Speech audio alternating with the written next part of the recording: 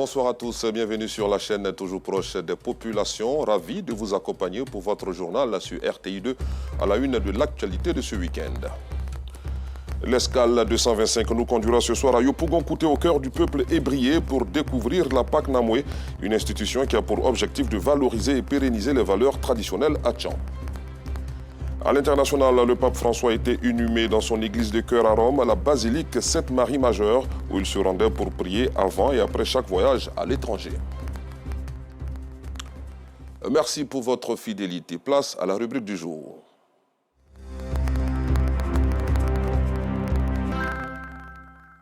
À l'occasion de la fête de Pâques, le peuple baoulé fait le déplacement vers le centre pour des projets de développement local. Les ébriers, particulièrement ceux du village de Kouté, dans la commune de Yopougon, ont institué depuis 5 ans la PAC Namoué pour pérenniser les valeurs traditionnelles à Tcham. Et cette activité permet aux jeunes de s'approprier le taprognan et l'alégnan, patrimoine culturel de ce peuple originaire du sud de notre pays. L'escale 225 de ce samedi est signée Théodore Zouzou, Kader Bachil et Dieudonné Siloué. Kouté à Tangra, village de la commune de Yopougon. Une procession, pas comme les autres, s'élance sur l'artère principale de la cité parée des couleurs du drapeau national. Ce sont les Nyando Guéou en pleine démonstration du taprognan. Danse guerrière, identité culturelle à Akan. Ça se voit, ce peuple lagunaire du sud de la Côte d'Ivoire est en fête. Ici au village Yopougon-Kouté, on a une nouvelle tradition dénommée PAC Namoué. Nous dansons, nous les guerriers. Comme des griots, cette occupation de la principale rue annonce la tenue imminente de PAC Namoué, campement de Pâques en langue akan ou ébrié, à l'image de Pakino en pays baoulé dans le centre du pays. Une activité des jeunes qui existe depuis maintenant 5 ans. La jeunesse de Yopougon-Kouté à Tangra, depuis 5 années en arrière, a estimé qu'il était bon qu'on organise ce festival afin de permettre aux jeunes de se retrouver et de traverser sainement le week-end de Pâques, de les rassembler autour de la culture Akan. À la tombée de la nuit, Cap est mis sur la place publique, le terrain noir du village. J'annonce l'arrivée du chef pour dire au peuple Akan que le tambour est sorti. Et pour mettre l'eau à la bouche des visiteurs, des bâches exposant la gastronomie typiquement ébriée les accueillent. Sur les grilles, cap, capitaine, Saint-Pierre et d'autres types de poissons. Plusieurs mets locaux sont mis en avant. Ce que je tiens en main, c'est Agbakou, en pays Akan. C'est le requin. On fermente le poisson. 2 jours, 3 jours, on fait sécher le poisson au soleil, on fume. Et puis après, on fait avec du piment sec, avec de l'oignon, avec huile rouge. C'est accompagné avec de la tséké. Une occasion pour ces vendeuses de faire de bonnes affaires. Dieu fait grâce, quoi, ça va, tout va bien. Le stress à cause des clients, parce qu'ils viennent un coup comme ça. Donc du coup, on n'arrive pas à les servir tous en même temps. Donc du coup, c'est un peu stressant, quoi. On y va plus en quantité là, donc ici, marche plus. Ici, ce ne sont pas seulement les mets proposés qui attirent filles, fils du village et invités. En attraction, le taprognan, la danse guerrière Akan. Une danse exécutée par des amateurs en compétition. Cette activité est le fondement de PAC Namoué. C'est d'ailleurs elle qui constitue la substance de ces retrouvailles durant 3 jours au terrain noir. Des guerriers, jeunes originaires de Kouté et de bien d'autres villages Akan doivent démontrer leur maîtrise des pas de danse du chef guerrier, figure emblématique de cette valeur culturelle Akan. Chaque danseur a une cadence et un style bien à lui. Une danse exécutée devant le grand tambour, puis les percussions.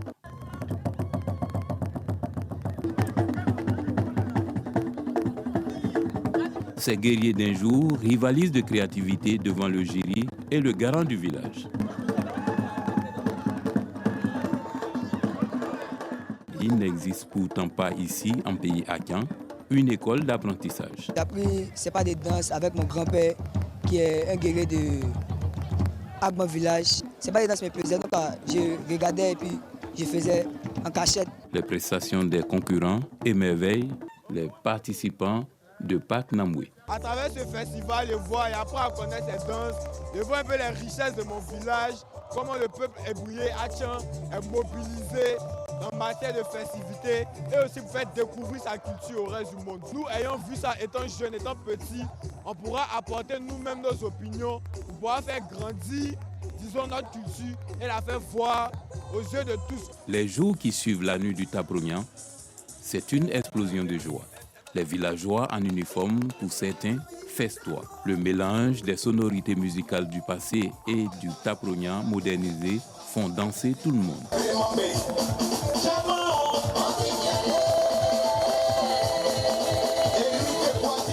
La communion est totale au son de la musique traditionnelle modernisée baoulé. La cohésion et la fraternité sont ici une réalité. Je suis baoulé. C'est ma première fois de participer à Pakinou chez les Hébrieux. Et je constate que, bon, elle est merveilleuse. Et je me retrouve, je me sens au village. Pakinamoué. Donc ils nous ont rejoints alors. Les Hébrieux désormais, ils sont nos frères. Et c'est comme ça. Et je suis très heureux d'être ici.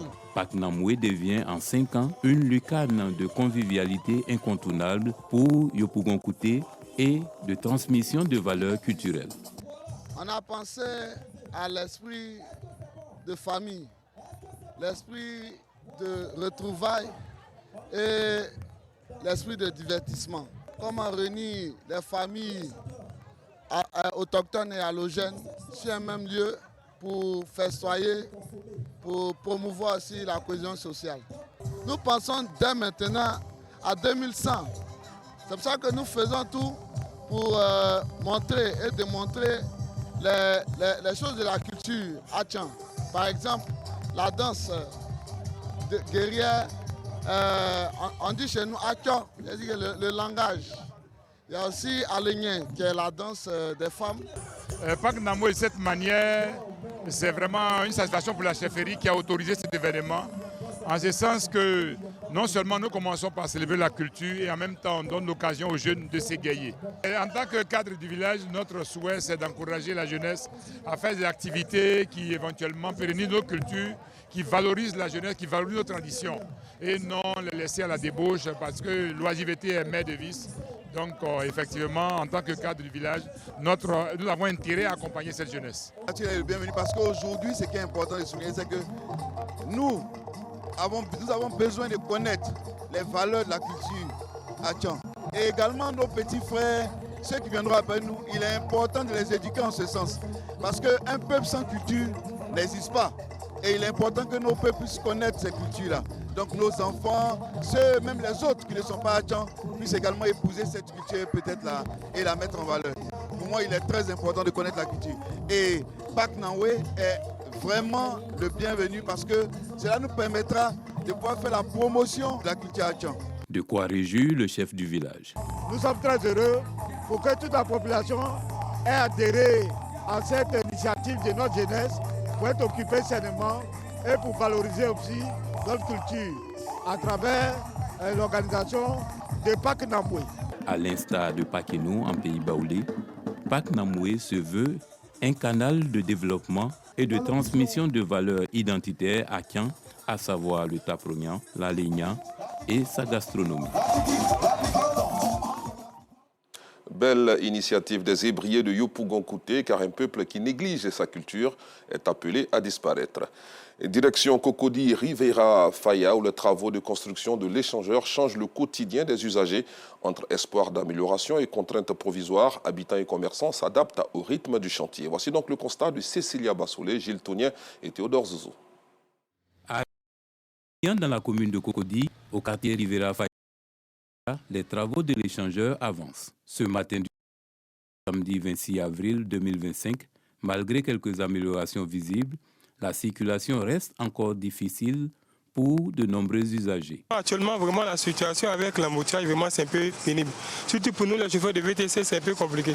Bon, maintenant, je pense que ça s'améliore un peu. On a pris dire qu'on puisse libérer le pont pour qu'on puisse passer librement. Ça nous fatigue un peu quand même. La semaine dernière, par exemple, je crois qu'on devait prendre l'autre route. C'était un peu fatigant. Du coup, on est obligé pour ceux qui travaillent au plateau ou derrière l'eau, comme on le dit, on est obligé de prendre paraquedo et tout, et c'est pas facile.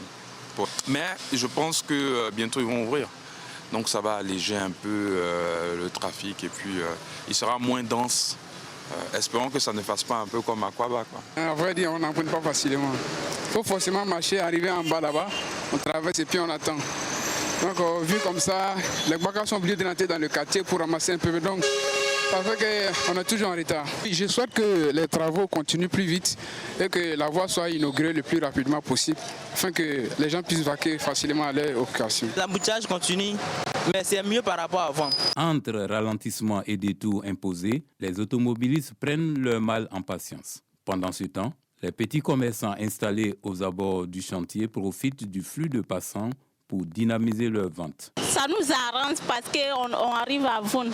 Mais s'il n'y a pas d'embouteillage là, on ne peut pas vendre. C'est ça là, on fait, on mange dedans. Nos enfants vont à l'école, tout ça là, on paie la scolarité, tout ça. En tout cas, nous, on veut que le travail là n'a qu'à continuer toujours. Parce que si le travail va finir, l'embouteillage là aussi va finir ici. Les travaux là de 4 minutes, ça en temps, c'est bon quoi. Tous espèrent désormais voir les travaux s'achever rapidement pour retrouver une circulation plus apaisée. Quoi, le malheur des uns fait le bonheur des autres.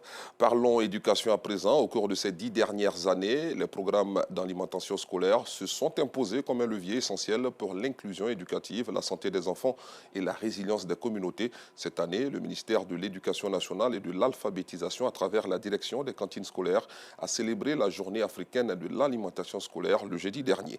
Les détails avec Clément Boko. Dans les zones défavorisées ou chez les familles à revenus modestes, les cantines scolaires contribuent efficacement à l'amélioration des résultats scolaires des écoliers. Raison pour laquelle l'Union africaine a institué il y a 10 ans maintenant la Journée africaine de l'alimentation scolaire. Objectif, encourager les efforts consentis par les États et les partenaires au développement. Cette année, la célébration de la Journée africaine de l'alimentation scolaire est placée sous le signe de l'engagement des collectivités décentralisées. C'est une façon pour nous de mettre cet instrument entre les mains des collectivités décentralisées pour assurer le développement local. En même temps qu'elles vont s'occuper de l'alimentation scolaire, c'est développer nos régions à travers le groupement agricole mobilisé autour des cantines scolaires. Comme modèle à suivre dans cet élan de solidarité en faveur des cantines scolaires, le Conseil régional du Sud Komoué, qui fait de l'alimentation scolaire son cheval de bataille. Je voudrais plaider pour une plus grande implication des collectivités dans le cofinancement et la gestion des cantines, et un renforcement de la commande publique locale en faveur des producteurs de vivriers. La promotion d'un modèle de cantine durable, alliant nutrition, éducation à la citoyenneté alimentaire et protection de l'environnement et surtout une synergie interinstitutionnelle.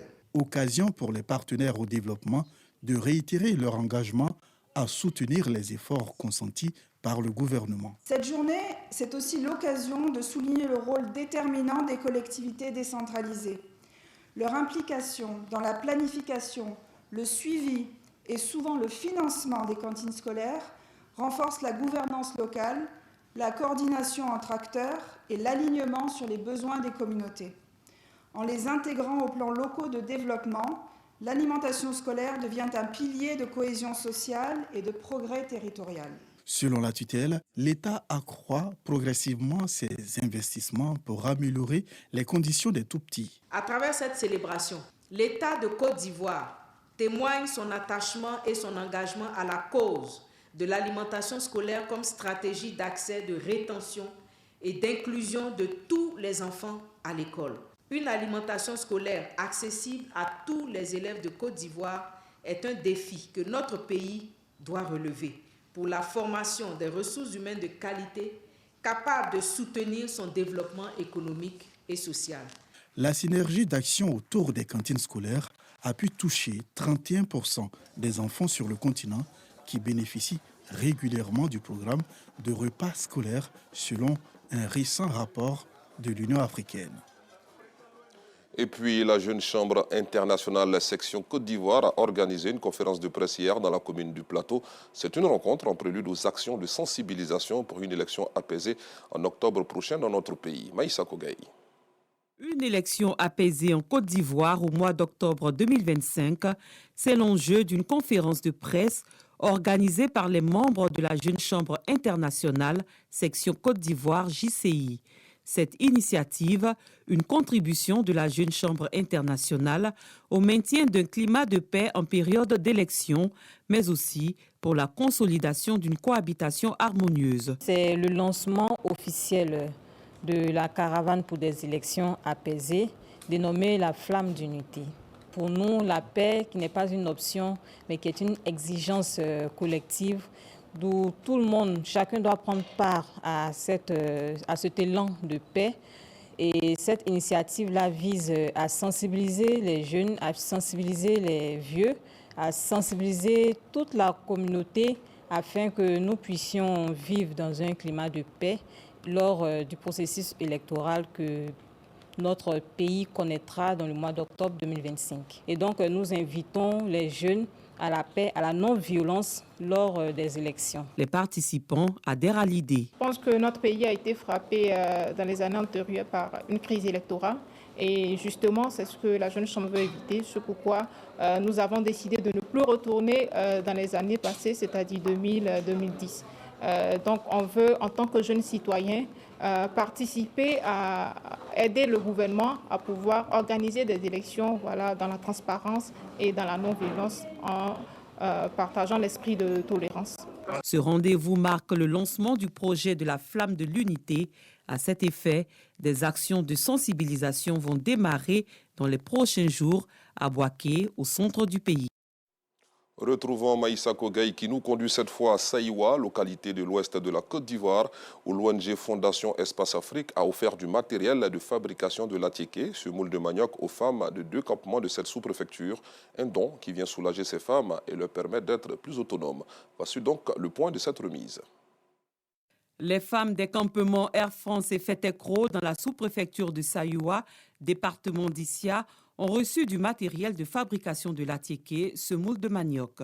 Ce don de l'ONG Fondation Espace Afrique est composé de machines à presser, de broyeuses et d'une somme d'argent pour leur permettre d'acheter du carburant. Pourquoi nous avons choisi ces villages-là? Nous avons constaté que c'est là-bas que se trouve le réel besoin, parce que les campements sont les maniocs de la production agricole. Ce sont les premiers producteurs du manioc, les premiers transformateurs du manioc. C'est quand est-ce que le manioc est devenu plat calibre de l'atiéké que ça sort de là pour aller vers les villes. Donc nous avons jugé nécessaire de venir ici. Et surtout parce que nous voulons contribuer à l'autonomisation des femmes qui sont dans les campements. Les bénéficiaires n'ont pas manqué d'exprimer leur reconnaissance pour ce geste. Grâce à ces dons, nous pouvons faire notre travail que nous voulons. Nous disons merci à la Fondation et la présidente pour ces dons. L'ONG Fondation Espace Afrique est une organisation internationale à vocation humanitaire engagée dans le développement et la promotion des valeurs africaines. Elle agit sur le terrain pour assurer la scolarisation des enfants et l'autonomisation des femmes dans les zones rurales. Un mot de littérature dans cette édition, Al-Hamdoulillah, et si nous étions un peu plus reconnaissants envers Dieu, c'est le titre de l'ouvrage de 81 pages écrit par Daouda Berté, secrétaire particulier du calife général des Tidjani de Côte d'Ivoire. Le livre a été dédicacé ce samedi à la mosquée Mohamed VI de Treichville, en présence de notre reporter Georgette Ido Fofana, dont le reportage vous sera proposé dans nos prochaines éditions.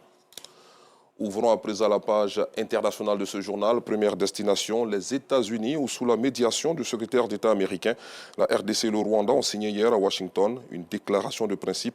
Ce document, qui n'est même pas encore un projet d'accord, est présenté comme une étape importante dans la relance du processus de paix. C'est une base en vue d'un avant-projet d'accord attendu pour le 2 mai prochain. Parmi les points essentiels à retenir figure la reconnaissance mutuelle de la souveraineté et de l'intégrité territoriale. Et puis, décédé le lundi dernier, le pape François a été inhumé ce samedi lors d'une cérémonie privée à Rome, dans la basilique Sainte-Marie-Majeure, une église dédiée à la Vierge où il se rendait pour prier avant et après chaque voyage à l'étranger. Au moins 400 000 personnes ont assisté aux funérailles du souverain pontife en présence d'un aéropage de chefs d'État et de têtes couronnées. Enfin, drame en Iran, une explosion aux causes encore inconnues a eu lieu ce samedi dans un port situé à plus d'1 millier de kilomètres au sud de Téhéran. Le bilan est lourd, au moins 8 morts et 750 blessés. Selon la télévision d'État, les pompiers peinaient toujours ce soir à éteindre le feu qui gagnait en intensité. Merci d'avoir suivi cette édition. À demain, 19h30, toujours sur RTI2. Bon week-end à tous.